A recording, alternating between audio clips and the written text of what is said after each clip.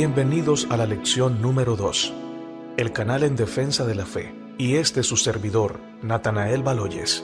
Deseamos para ustedes las más ricas bendiciones de parte del cielo. Lección para el 13 de octubre del 2018. Causas de la desunión. Sábado 6 de octubre. Para memorizar.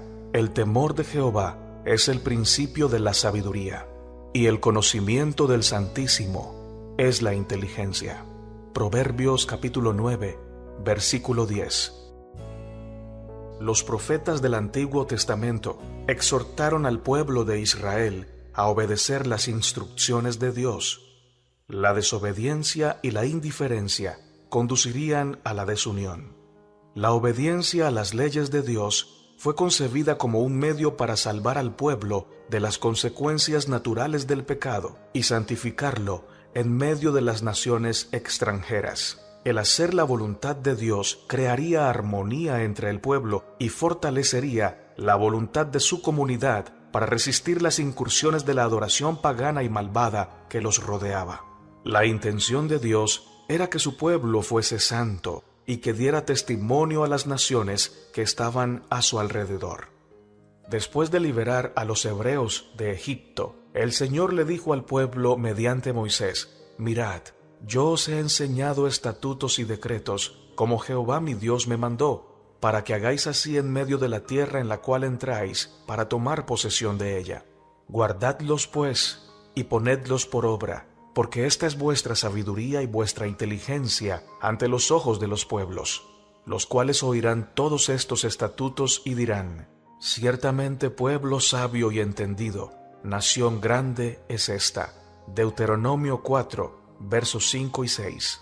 No cabe duda, si Israel hubiese permanecido fiel, habría sido bendecido inmensamente y habría sido una bendición para los demás. No obstante, la infidelidad llevó a una serie de problemas. La desunión es solo uno de tantos. Una palabra sobre el versículo de memoria.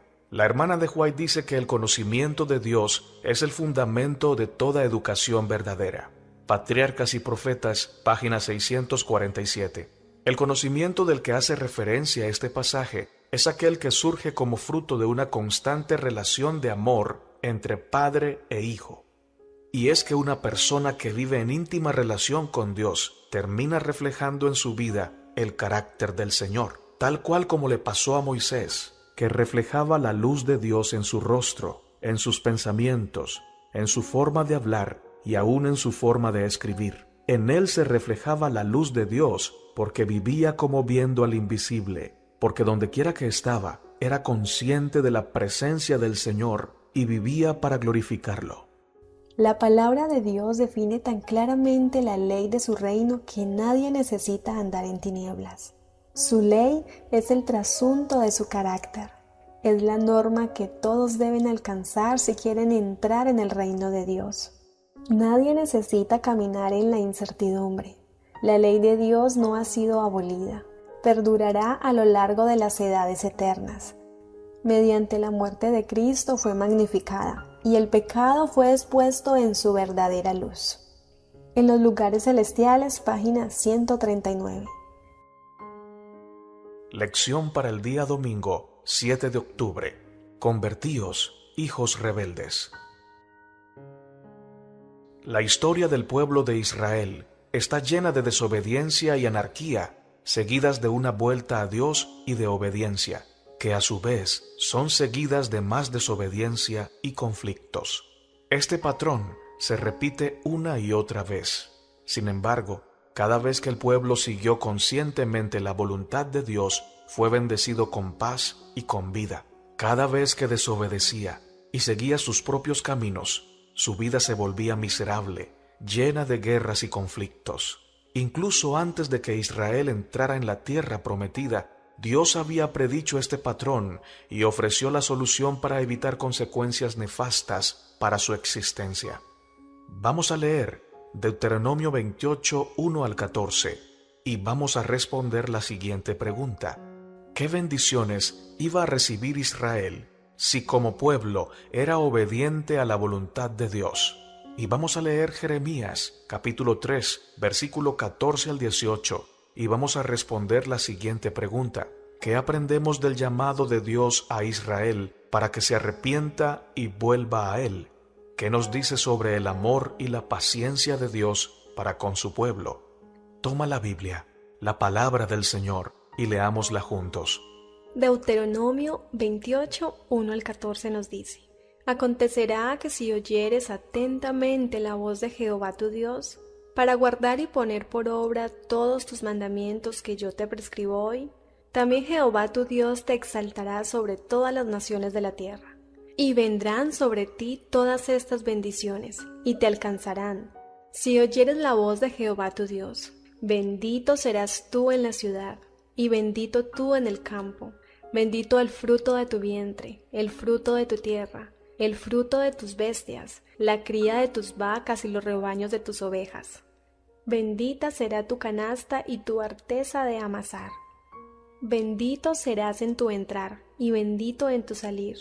Jehová derrotará a tus enemigos que se levanten contra ti.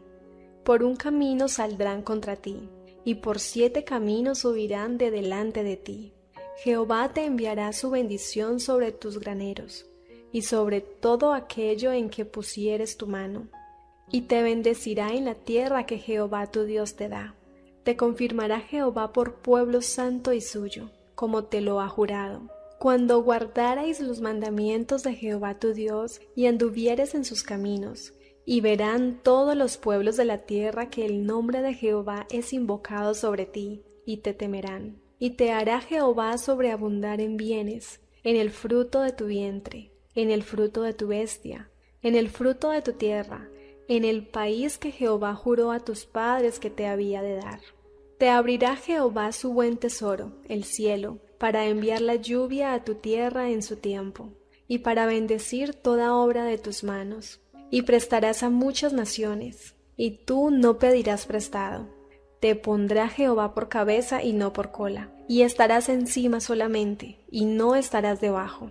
Si obedecieres los mandamientos de Jehová tu Dios, que yo te ordeno hoy, para que los guardes y los cumplas. Y si no te apartares de todas las palabras que yo te mando hoy, ni a diestra ni a siniestra, para ir tras dioses ajenos y servirles. Jeremías 3, 14 al 18 nos dice: Convertíos, hijos rebeldes, dice Jehová, porque yo soy vuestro esposo, y os tomaré 1 de cada ciudad, y 2 de cada familia, y os introduciré en Sión, y os daré pastores según mi corazón, que os apacienten con ciencia y con inteligencia. Y acontecerá que cuando os multipliquéis y crezcáis en la tierra, en esos días, dice Jehová, no se dirá más, arca del pacto de Jehová, ni vendrá el pensamiento, ni se acordará de ella, ni la echará de menos, ni se hará otra. En aquel tiempo llamarán a Jerusalén, trono de Jehová, y todas las naciones vendrán a ella en el nombre de Jehová en Jerusalén, ni andarán más tras la dureza de su malvado corazón. En aquellos tiempos irán de la casa de Judá a la casa de Israel, y vendrán juntamente de la tierra del norte a la tierra que hice heredar a vuestros padres. Lo sorprendente del libro de Jeremías es cuán amante, misericordioso y generoso es Dios con su pueblo, a pesar de su rebelión, división e idolatría. Dios constantemente invita a su pueblo a regresar a Él y a arrepentirse de sus rebeliones. Vez tras vez, Dios prometió restauración y esperanza para el futuro. Vuélvete, oh rebelde Israel, dice Jehová, no haré caer mi ira sobre ti, porque misericordioso soy yo, dice Jehová. No guardaré para siempre el enojo, reconoce pues tu maldad, porque contra Jehová tu Dios has prevaricado y fornicaste con los extraños debajo de todo árbol frondoso, y no oíste mi voz, dice Jehová. Jeremías capítulo 3, verso 12 y 13. Las palabras de Jeremías fueron pronunciadas en un momento de abandono general de la palabra de Dios. Aunque se iniciaron algunas reformas de la época del rey Josías, la mayoría no sintió ningún impulso espiritual de continuar en fiel obediencia a Dios. Los pecados, la idolatría y el egocentrismo estaban causando la ruina espiritual y política del pueblo de Israel. Cuanto más resistían a hacer la voluntad de Dios, más terribles eran sus perspectivas a futuro. Sin embargo, Dios les suplicó a través de Jeremías. Tenía en mente un mejor futuro para ellos y anhelaba devolverles la prosperidad, la unidad y la salud. Pero esto solo se podría dar si ellos vivían por fe y todo lo que implica la verdadera fe. Pregunta para meditar: ¿qué fue lo que marcó la diferencia entre la obediencia y la desobediencia en tu vida? Jeremías capítulo 3, 14 y 15 nos dice: Convertíos, hijos rebeldes, dice Jehová, porque yo soy vuestro esposo, y os tomaré 1 de cada ciudad y 2 de cada familia, y os introduciré en Sión, y os daré pastores según mi corazón, que os apacienten con ciencia y con inteligencia. Este mismo llamado se dirige a nosotros hoy. El Señor desea tener una relación santa y estrecha con su iglesia, tal como la tiene el esposo con su esposa, el padre amante con su hijo que lo valora y lo honra. La pregunta es: ¿cuánto tiempo más tendrá que esperar el Señor para que aceptemos su llamado? ¿Quién es el que más gana cuando se acepta este llamado? Nosotros, porque nosotros somos los que estamos perdidos, porque nosotros somos los que sin Dios nos degradamos y vivimos vidas vacías y tristes.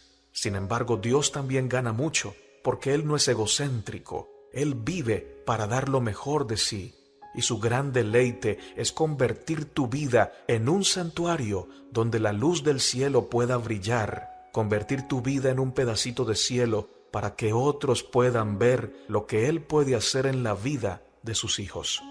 Hoy es el día para vivir en fidelidad y santidad para con el Señor. Hagámoslo por su gracia, con completa sinceridad y firme determinación. Algunas veces tú y yo hemos sido firmes para pecar. Hemos sido disciplinados en el pecado. ¿Por qué no dejar eso atrás y ahora ser firmes en la palabra de Dios, en la obediencia, en la dependencia de su amor y en el servicio abnegado para beneficiar a nuestro prójimo? Si antes fuimos disciplinados para pecar, hoy por la gracia de Dios seremos disciplinados y firmes para hacer su voluntad. Dios te bendiga.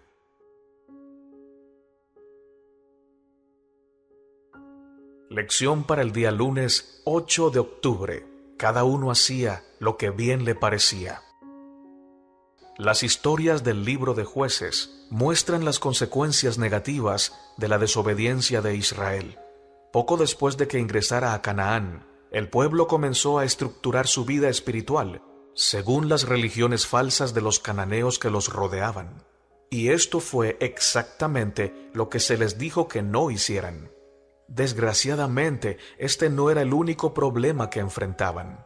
Vamos a leer Jueces 17:6 y Jueces 21:25, y vamos a responder la siguiente pregunta: ¿qué dicen estos versículos sobre otros problemas que surgieron entre el pueblo de Dios? Toma tu Biblia, la palabra del Señor, y leámosla juntos. Jueces 17:6. En aquellos días no había rey en Israel y cada cual hacía lo que bien le parecía. Jueces 21:25. En aquellos días no había rey en Israel y cada cual hacía lo que bien le parecía. Hablando de recetas de división y desunión entre el pueblo de Dios, la unidad de la nación radicaba en su fiel obediencia al Señor del pacto, el pacto que habían concertado con Dios. No obstante, al hacer lo que bien les parecía, especialmente porque estaban siendo influenciados por las naciones circundantes, iban camino directo al desastre. Todos somos seres caídos, y si quedamos a merced de nuestros propios medios, de seguir las inclinaciones de nuestro corazón, nos desviaremos del camino que Dios nos llama a seguir. ¿Qué nos dicen los siguientes pasajes sobre las condiciones espirituales y sociales de Israel durante el tiempo de los jueces? Toma tu Biblia y leamos Jueces capítulo 2, versos 11 al 13, y Jueces capítulo 3, versos 5 al 7. Jueces 2, 11 al 13. Después los hijos de Israel hicieron lo malo ante los ojos de Jehová, y sirvieron a los Baales. Dejaron a Jehová, el Dios de sus padres, que los habían sacado de la tierra de Egipto, y se fueron tras otros dioses, los dioses de los pueblos que estaban en sus alrededores, a los cuales adoraron, y provocaron a ira a Jehová. Y dejaron a Jehová y adoraron a Baal y a Astarot. Jueces 3, 5-7.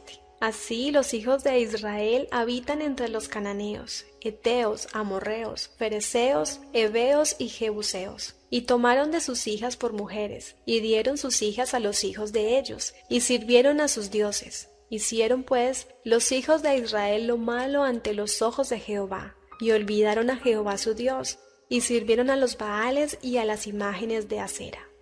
Por medio de Moisés, Dios había presentado a su pueblo los resultados de la infidelidad. Al negarse a cumplir su pacto, el pueblo se separaría de la vida de Dios y la bendición de Él ya no podría descansar sobre ellos. A veces, estas amonestaciones fueron escuchadas y ricas bendiciones fueron otorgadas a la nación judía y por su medio a los pueblos que los rodeaban.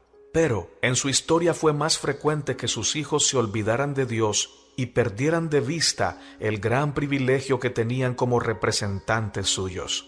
Ellos privaron a Dios del servicio que Él requería de ellos y privaron a sus semejantes del liderazgo religioso y el ejemplo santo que debían darles. Desearon apropiarse de los frutos del viñedo sobre el cual habían sido puestos como mayordomos. Su codicia los hizo ser despreciados aún por los paganos, y el mundo gentil se vio así inducido a interpretar erróneamente el carácter de Dios y las leyes de su reino. Esta cita ha sido tomada de Profetas y Reyes, página 14. Jueces, capítulo 2, versos 11-13 nos dice: Después los hijos de Israel hicieron lo malo ante los ojos de Jehová, y sirvieron a los Baales. Dejaron a Jehová, el Dios de sus padres, que los había sacado de la tierra de Egipto, y se fueron tras otros dioses, los dioses de los pueblos que estaban en sus alrededores, a los cuales adoraron, y provocaron a ira a Jehová. Y dejaron a Jehová, y adoraron a Baal y a Astarot. Qué triste expresión de este versículo. Baal y Astarot eran dioses inventados por los hombres malvados y rebeldes que tenían un corazón perverso y odiaban al dador de la vida. Estos hombres, inspirados por Satanás, afirmaban que Baal era el dios de la lluvia y las cosechas, y que Astarot, que es la misma Istar o Astarte, era la diosa del amor, la fertilidad y la guerra. El culto de estos falsos dioses se caracterizaba por la exaltación del placer y las aberraciones carnales desenfrenadas. Todos aquellos que dejaban al Señor, creador del universo, para irse a seguir estas fantasías, se degradaban profundamente y se transformaban en esclavos de terribles pecados, al punto que ofrecían a sus hijos para pasar por el fuego, y además se deleitaban en prácticas sexuales aberrantes, hombres con hombres y mujeres con mujeres, y hombres y mujeres con bestias. No es buena decisión dejar al Señor para irnos tras el mal. Todos aquellos que dejamos a Dios y seguimos el pecado, terminamos viviendo una vida triste, vacía, hueca, que grita desesperadamente desde el fondo de su alma: ¿por qué lo hice? ¿Por qué me alejé de Dios? Sin embargo, hoy, por la gracia de Dios, es el día para dejar el adulterio, para dejar la esclavitud del vicio, de la mentira, de los falsos negocios y del pecado en cualquiera de sus formas. El Señor creador del universo nos ha libertado de la esclavitud de Egipto, y no es justo que después de todo aquello que Él ha hecho por nosotros nos volvamos tras los Baales. Todo está aparejado, la mesa está lista para ti y para mí. El Padre nos espera para hacer fiesta por nuestro regreso a casa. Vengamos a Él, dejemos los dioses falsos del pecado y aferrémonos a una vida santa que surge como fruto de haber aceptado a Cristo y vivir para la gloria de Dios. Que Dios te guarde. Los israelitas se mezclaron con los gentiles y aprendieron sus obras. Se aliaron en matrimonio con los cananeos y la idolatría se difundió como una plaga por todos los ámbitos de la tierra. Sirvieron a sus ídolos, los cuales les fueron por ruina, y sacrificaron sus hijos y sus hijas a los demonios, y la tierra fue contaminada con sangre. Encendióse por tanto el furor de Jehová sobre su pueblo, y abominó su heredad. Salmos 106, 34 al 38 y el versículo 40. Mientras no se extinguió la generación que habían recibido instrucción de Josué, la idolatría hizo poco progreso, pero los padres habían preparado el terreno para la apostasía de sus hijos. La desobediencia y el menosprecio que tuvieron por las restricciones del Señor, los que habían entrado en posesión de Canaán, sembraron mala semilla que continuaron produciendo su amargo fruto durante muchas generaciones. Los hábitos sencillos de los hebreos los habían dotado de buena salud física, pero sus relaciones con los paganos los indujeron a dar rienda suelta al apetito y a las pasiones, lo cual redujo gradualmente su fuerza física y debilitó sus facultades mentales y morales. Por sus pecados fueron los israelitas separados de Dios. Su fuerza les fue quitada y no pudieron ya prevalecer contra sus enemigos. Así fueron sometidos a las mismas naciones que ellos pudieron haber subyugado con la ayuda de Dios. Patriarcas y Profetas, página 586 y 587. Lección para el día martes 9 de octubre. La división de la nación hebrea. El camino de la apostasía y sus nefastas consecuencias no se dio de la noche a la mañana, pero las decisiones equivocadas que se acumularon a lo largo de los siglos finalmente llevaron a que el pueblo de Dios afrontara consecuencias terribles. Vamos a leer la historia del rey Roboam en Primero de Reyes, capítulo 12, versos 1 al 16. Y vamos a responder la siguiente pregunta: ¿qué causó esta terrible división entre el pueblo de Dios? Toma tu Biblia, la palabra del Señor, y leámosla juntos. Primera de Reyes 12, 1 al 16. Roboam fue a Siquem, porque todo Israel había ido allí para hacerlo rey. Aconteció que lo supo Jeroboam, hijo de Nabat, que aún estaba en Egipto, a donde había huido del rey Salomón, y donde vivía. Enviaron a llamarlo, y él se presentó con toda la congregación de Israel, y le dijeron a Roboam: tu padre agravó nuestro yugo. Alivia tú ahora algo de la dura servidumbre de tu padre y del pesado yugo que nos impuso, y te serviremos. Él le respondió: idos, y de aquí a 3 días volved a mí. Y el pueblo se fue. Entonces el rey Roboam pidió consejo de los ancianos que habían servido a su padre Salomón cuando vivía, y dijo: ¿cómo aconsejáis vosotros que responda a este pueblo? Ellos le hablaron así: si te pones hoy al servicio de este pueblo, los sirves y le respondes con buenas palabras, ellos te servirán para siempre. Pero él desechó el consejo que los ancianos le habían dado, y pidió consejo de los jóvenes que se habían criado con él y estaban a su servicio. Y les preguntó: ¿cómo aconsejáis vosotros que respondamos a este pueblo que me ha hablado diciendo: alivia en algo el yugo que tu padre nos impuso? Entonces los jóvenes que se habían criado con él le respondieron: así le hablarás a este pueblo que te ha dicho estas palabras: tu padre agravó nuestro yugo, pero tú alívialo en algo. Así le hablarás: el menor de mis dedos es más grueso que la cintura de mi padre. Ahora pues, mi padre os cargó con un pesado yugo, pero yo lo haré más pesado aún. Mi padre os castigó con azotes, pero yo os castigaré con escorpiones. Al 3er día se presentó Jeroboam con todo el pueblo ante Roboam, según el rey lo había mandado, cuando dijo: regresad a verme al 3er día. Pero el rey respondió al pueblo duramente, desechando el consejo que los ancianos le habían dado, y hablándoles conforme el consejo de los jóvenes, les dijo: mi padre agravó vuestro yugo, pero yo lo haré más pesado aún. Mi padre os castigó con azotes, pero yo os castigaré con escorpiones. Así que no oyó el rey al pueblo, pues era un designio de Jehová para confirmar la palabra que había dado a Jeroboam, hijo de Nabat, por medio de Ahías el silonita. Cuando todo el pueblo vio que el rey no les había oído, Le respondió estas palabras diciendo: ¿Qué parte tenemos nosotros con David? No tenemos heredad en el hijo de Isaí. Israel, a tus tiendas. Provee ahora en tu casa, David. Entonces Israel se fue a sus tiendas. Si Roboán y sus inexpertos consejeros hubiesen comprendido la voluntad divina con respecto a Israel, habrían escuchado el pedido del pueblo de realizar reformas decididas en la administración del gobierno. Pero en la hora de la oportunidad, durante la asamblea de Siquem, no razonaron de causa a efecto y así debilitaron para siempre su influencia sobre un gran número del pueblo. La resolución que expresaron de perpetuar e intensificar la opresión iniciada durante el reinado de Salomón estaba en conflicto directo con el plan de Dios para Israel y dio al pueblo amplia ocasión de dudar de la sinceridad de sus motivos. En esa tentativa imprudente y cruel de ejercer el poder, el rey y sus consejeros escogidos revelaron el orgullo que sentían por el puesto y la autoridad.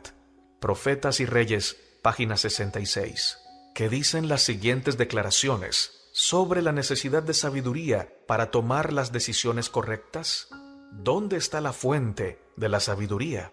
Toma la Biblia y leamos Proverbios capítulo 4, versos 1 al 9, Proverbios capítulo 9, verso 10 y Santiago capítulo 1, verso 5. Proverbios 4, 1 al 9. Oíd, hijos, la enseñanza de un padre, y estad atentos, para que conozcáis cordura, porque os doy buena enseñanza. No desapareceréis mi ley, porque yo también fui hijo de mi padre, delicado y único delante de mi madre. Y él me enseñaba y me decía: retenga tu corazón mis razones, guarda mis mandamientos y vivirás. Adquiere sabiduría, adquiere inteligencia. No te olvides ni te apartes de las razones de mi boca. No te alejes y ella te guardará. Ámala y te conservará. Sabiduría ante todo. Adquiere sabiduría, y sobre todas tus posesiones adquiere inteligencia. Engrandécela, y ella te engrandecerá. Ella te honrará cuando tú la hayas abrazado. Adorno de gracia dará a tu cabeza. Corona de hermosura te entregará. Proverbios 9:10. El temor de Jehová es el principio de la sabiduría, y el conocimiento del Santísimo es la inteligencia. Santiago 1:5. Y si alguno de vosotros tiene falta de sabiduría, pídala a Dios, el cual da a todos abundante y sin reproche, y le será dada. La historia de Roboán y su decisión temeraria e imprudente de imponer más trabajos forzados a su pueblo es un triste acontecimiento en la vida del reino de Israel. El rey buscó consejo de dos grupos de asesores, pero su decisión final de seguir el consejo de los jóvenes de su edad con menos experiencia provocó una catástrofe en el reino que su padre Salomón y su abuelo David habían construido durante los 80 años anteriores. Fue desatinado el consejo de que el rey debía intimidar a la multitud, declarando que era más severo que su padre. Los jóvenes asesores creían que simpatizar con las demandas del pueblo a favor de un trabajo menos riguroso no era el estilo de liderazgo que el rey debía adoptar. Al contrario, decían que debía mostrarse despiadado y cruel.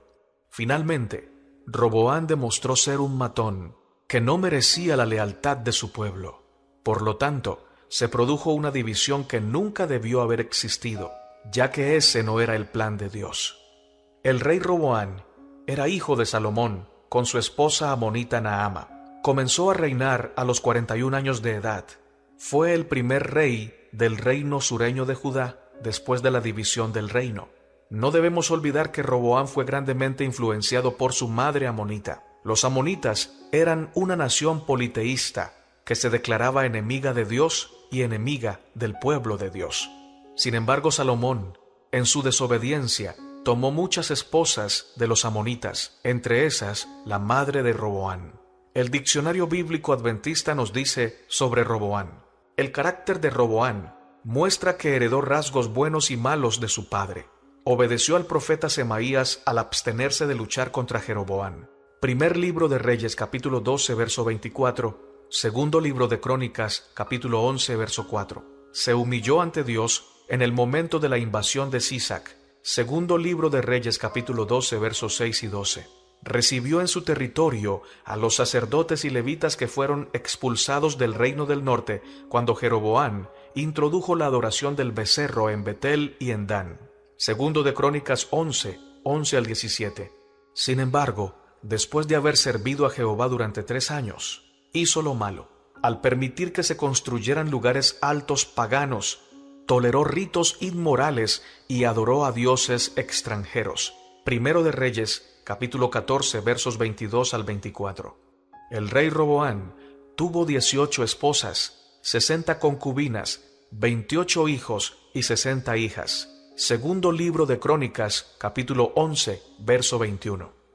Qué diferente pudo haber sido la vida de Roboam y su reinado.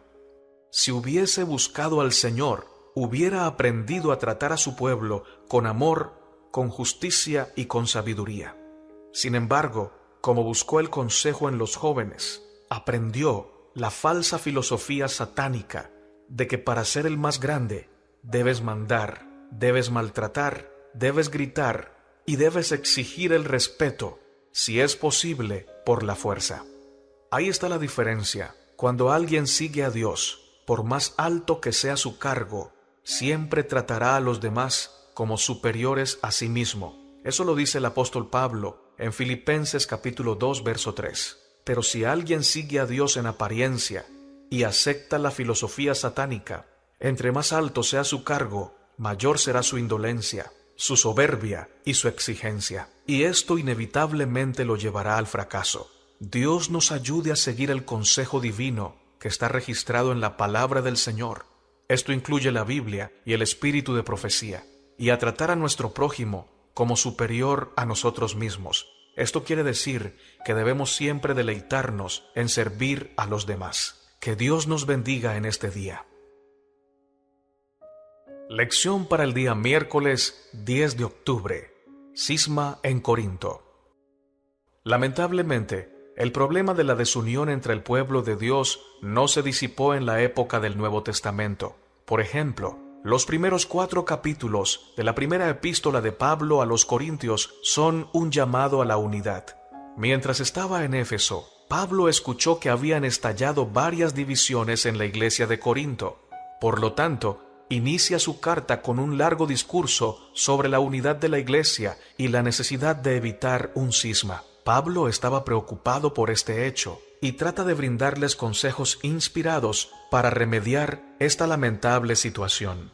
Vamos a leer 1 Corintios capítulo 1, versos 10 al 17, y vamos a responder la siguiente pregunta. ¿Cuál parece haber sido la causa de la desunión, de sus divisiones y de sus pleitos? Toma la Biblia, la palabra santa, y léela con nosotros. 1 Corintios 1, 10 al 17. Os ruego pues, hermanos, por el nombre de nuestro Señor Jesucristo, que habléis todos una misma cosa, y que no haya entre vosotros divisiones, sino que estéis perfectamente unidos en una misma mente y en un mismo parecer. Porque he sido informado acerca de vosotros, hermanos míos, por los de Cloé, que hay entre vosotros contiendas. Quiero decir que cada uno de vosotros dice, yo soy de Pablo, y yo de Apolos, y yo de Cefas, y yo de Cristo. ¿Acaso está dividido Cristo? ¿Fue crucificado Pablo por vosotros? ¿O fuisteis bautizados en el nombre de Pablo? Doy gracias a Dios de que ninguno de vosotros he bautizado, sino a Crispo y a Gayo, para que ninguno diga que fuisteis bautizados en mi nombre. También bauticé a la familia de Estéfanas. De los demás, no sé si he bautizado a algún otro, pues no me envió Cristo a bautizar, sino a predicar el Evangelio, no con sabiduría de palabras, para que no se haga vana la cruz de Cristo. Pablo se preocupó por sus hermanos de Corinto, cuando alguien del pueblo de Cloé le contó de las divisiones y de los pleitos entre ellos. Sus primeras palabras muestran la profundidad de su preocupación. Os ruego pues, hermanos, por el nombre de nuestro Señor Jesucristo, que habléis todos una misma cosa, y que no haya entre vosotros divisiones, sino que estéis perfectamente unidos en una misma mente y en un mismo parecer. Primera de Corintios 1:10. Independientemente de lo que exactamente estaba causando esta división y discordia, Pablo quería acabar con eso.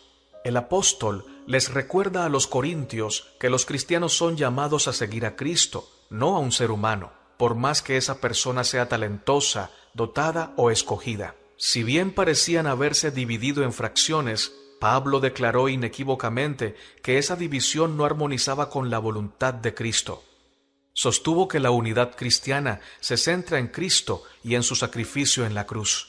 Primera de Corintios 1:13.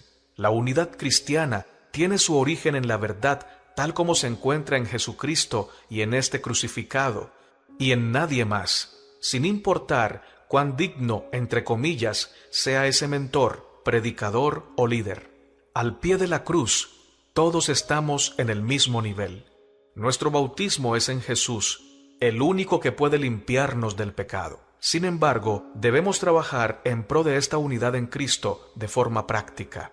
Esto debería decirnos que, como adventistas del séptimo día, no podemos dar por sentada nuestra unidad de fe y misión. Las divisiones y las peleas pueden socavar la unidad de nuestra iglesia hoy, a menos que el amor y el señorío de Cristo nos unan a Él. Pregunta para meditar: ¿cómo podemos aprender a evitar el tipo de peligros que afrontaba Pablo? ¿Por qué siempre debemos ser cuidadosos con nuestra lealtad hacia cualquier persona que no sea Cristo? En 1 Corintios 1:10, el mismo Señor expresa mediante su apóstol un ruego urgente. Este es el ruego de Dios, que todos seamos uno, que todos procuremos fomentar la unidad en Cristo, que no fomentemos divisiones y que estemos unidos en una misma mente. Esta mente es la mente de Cristo. Si hemos nacido de nuevo, en nuestra vida no priman nuestros conceptos ni nuestras tendencias. Hemos sido dotados por la gracia del Señor con la humildad, la bondad y la mansedumbre de Cristo. Por ello, la mayor evidencia de que ahora somos hijos de Dios se debe reflejar en un carácter transformado y lleno de amor. Un carácter que no busca su gloria, un carácter que no pelea para que se respeten sus derechos, que no levanta la voz para imponer sus argumentos. Cada cristiano que ha nacido de nuevo en Cristo Jesús siempre luchará por la unidad de la iglesia, no para destruir la iglesia con acusaciones, tampoco para dividirla con falsas interpretaciones. Dios nos ayude a buscar su gloria y no la nuestra, porque cuando la iglesia glorifica a Dios, los hombres tienen paz entre ellos y se unen en el amor de Dios. Gloria a Dios en las alturas y en la tierra paz a los hombres de buena voluntad. Cuando los hombres de buena voluntad exaltan al Padre Celestial, entonces hay paz entre ellos, hay unidad entre ellos. Pero cuando los miembros de la iglesia, cada uno busca su propia gloria o la gloria de un líder humano, los hombres tienen pleitos y divisiones constantes en la iglesia. Que el Señor del cielo nos ayude hoy a buscar siempre darle la gloria al único que la merece. Bendiciones para ti en este día. Lección para el día jueves 11 de octubre. Entrarán en medio de vosotros lobos rapaces. Vamos a leer Hechos capítulo 20, 25 al 31. Y vamos a responder la siguiente pregunta: ¿qué les advirtió Pablo a los ancianos de Éfeso? Toma la palabra del Señor y edifícate con nosotros al leerla. Hechos 20, 25 al 31. Y ahora, he aquí, yo sé que ninguno de todos vosotros, entre quienes he pasado predicando el reino de Dios, verá más mi rostro. Por tanto, yo os protesto en el día de hoy, que estoy limpio de la sangre de todos, porque no he rehuido anunciaros todo el consejo de Dios. Por tanto, mirad por vosotros y por todo el rebaño en que el Espíritu Santo os ha puesto por obispos, para apacentar la iglesia del Señor, la cual Él ganó por su propia sangre. Porque yo sé que después de mi partida entrarán en medio de vosotros lobos rapaces, que no perdonarán al rebaño. Y de vosotros mismos se levantarán hombres que hablen cosas perversas, para arrastrar tras sí a los discípulos. Por tanto, velad. Acordaos que por 3 años, de noche y de día, no he cesado de amonestar con lágrimas a cada uno. Durante su ministerio, Pablo a menudo enfrentó oposición y sabía que sería difícil preservar la pureza del Evangelio de Jesucristo. En su despedida a los ancianos de Éfeso, se basó en la analogía de la atalaya de Ezequiel 33, 1 al 6, para decirles a sus colegas dirigentes que ellos también eran responsables de salvaguardar el Evangelio. Debían ser fieles pastores de sus congregaciones. El uso que hace Pablo de la expresión lobos rapaces para describir a los falsos maestros, Hechos 20:29, es una reminiscencia de la advertencia similar de Jesús de que los falsos maestros se disfrazarían con ropa de oveja, Mateo 7:15. Estos falsos maestros surgieron poco después de que Pablo pronunciara la advertencia y atacaron a las iglesias que él había establecido. En Efesios capítulo 5, 6 al 14 y Colosenses 2:8 vemos algunas advertencias de Pablo a las iglesias de Asia Menor. En 2 de Timoteo, Pablo le advierte a Timoteo, responsable de la iglesia de Éfeso, contra los errores de la iglesia y la impiedad de los últimos días. Vamos a leer 2 de Timoteo 2:14 al 19 y 2 de Timoteo capítulo 3, 12 al 17, para responder esta pregunta. ¿Qué le dice Pablo a Timoteo sobre cómo contrarrestar a los falsos maestros y preservar la unidad de la iglesia? Toma la Biblia, la palabra del Señor, y leámosla para que se quede en nuestro corazón. Todo el día meditaremos en ella. 2 de Timoteo 2, 14 al 19. Recuérdales esto, exhórtales delante del Señor a que no contiendan sobre palabras, lo cual para nada aprovecha, sino que es para perdición de los oyentes. Procura con diligencia presentarte a Dios aprobado, como obrero que no tiene de qué avergonzarse, que usa bien la palabra de verdad, mas evita profanas y vanas palabrerías, porque conducirán más y más a la impiedad, de los cuales son Himeneo y Fileto, que se desviaron de la verdad, diciendo que la resurrección ya se efectuó y trastornan la fe de algunos. Pero el fundamento de Dios está firme. Teniendo este sello, conoce el Señor a los que son suyos, y apártese de iniquidad todo aquel que invoca el nombre de Cristo. Primero, Timoteo debía conocer su Biblia para interpretar correctamente la palabra del Señor, la palabra de verdad. 2 de Timoteo 2:15.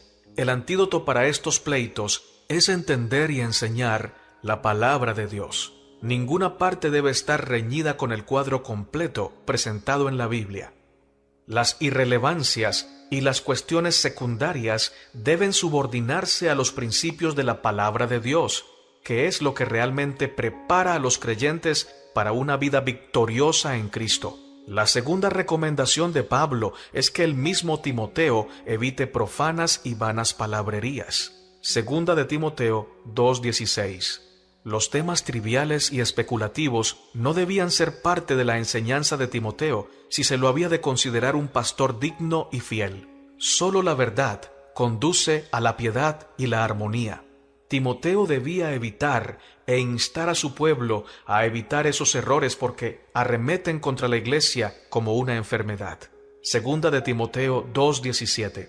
Finalmente, la obediencia a Dios es el antídoto contra las falsas enseñanzas que podrían amenazar la unidad de la iglesia. 2 de Timoteo 3, 14 al 17. Pregunta para meditar. ¿Cómo podemos protegernos de personas similares que, mediante falsas enseñanzas, pueden causar divisiones entre nosotros? Como mensajeros del Señor, debemos evitar hacer de la predicación o de la enseñanza una expresión de nuestros sentimientos o nuestras anécdotas. La predicación verdadera y genuina no consiste en presentar nuestro punto de vista o en defender nuestras interpretaciones, y mucho menos hacer gala de quiénes somos, cuánto tenemos y a qué lugares hemos ido.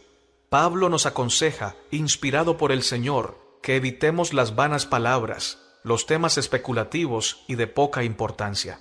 Nuestra predicación en el púlpito y en nuestra vida diaria debe estar llena de Cristo. Cristo en la cruz, Cristo en la resurrección, Cristo en su santuario, Cristo en los acontecimientos finales, Cristo en el Apocalipsis, Cristo en su segunda venida. Ha de ser el tema que nos identifique como mensajeros del Dios Altísimo. Cuando vayamos a enseñar, no se debe decir, ahí viene el hermano que nos hace reír, hoy va a predicar el hermano que cuenta historias bonitas. Se debe decir, hoy se va a hablar la palabra de Dios. Todo lo que se desvíe del ideal, de un mensaje cristocéntrico, es falsedad y es engaño. La senda segura para todo cristiano es aquella que lo lleva a la obediencia, y mientras más practicamos la luz que Dios nos da, más y mayor luz brillará en nuestra senda. Cuando Dios nos revela su verdad y evitamos practicarla, esto causa un estancamiento espiritual y por ello no crecemos en Cristo. Esto trae desaliento, desmotivación y falta de sabiduría para tomar decisiones diarias. Todos aquellos que olvidamos orar y leer la palabra de manera constante y sincera, somos lobos rapaces en potencia, porque todo ser humano que se desliga de la fuente de la luz y el amor está lleno de oscuridad y falsedad. Hermano y hermana, oremos y escudriñemos las Escrituras de manera constante y fiel, para que Dios nos edifique en la roca de sus santos mandamientos y podamos poner en práctica la luz que brilla sobre nuestra senda, y en vez de ser lobos rapaces, podamos ser atalayas, siervos del Dios Altísimo, que predican el mensaje de la verdad presente con amor y con autoridad en Cristo Jesús. Que Dios te bendiga abundantemente en este día. Lección para el día viernes 12 de octubre, para estudiar y meditar. En la Biblia encontramos situaciones que llevaron a la desunión. Cuando el pueblo de Dios vivió en obediencia fiel, los peligros de la desunión se redujeron en gran medida. Las malas decisiones en la época de los jueces y el reinado de Roboán abrieron la puerta a la división. Incluso en tiempos del Nuevo Testamento, el potencial de desunión se mantuvo. Una comprensión adecuada de la palabra de Dios y el esfuerzo santificado para obedecerla son la mejor protección contra la desunión y el cisma entre nosotros. Amados hermanos, el que está unido a Cristo siempre estará unido a la Iglesia. No será un agente de división, no vivirá para debatir, vivirá para mostrar en su vida los principios del reino de los cielos, el amor, la humildad, la mansedumbre, y esto no lo llevará a callar la verdad, sino a predicarla con fidelidad. Presentará mensajes directos y fieles, pero siempre acompañados con la misericordia y con el amor del cielo. Que Dios nos ayude a todos los que hemos escuchado esta lección a vivir para la gloria de Cristo y a ser agentes de la unidad, expresando en nuestra vida el amor del Padre Celestial. Maranata, y que Cristo venga pronto.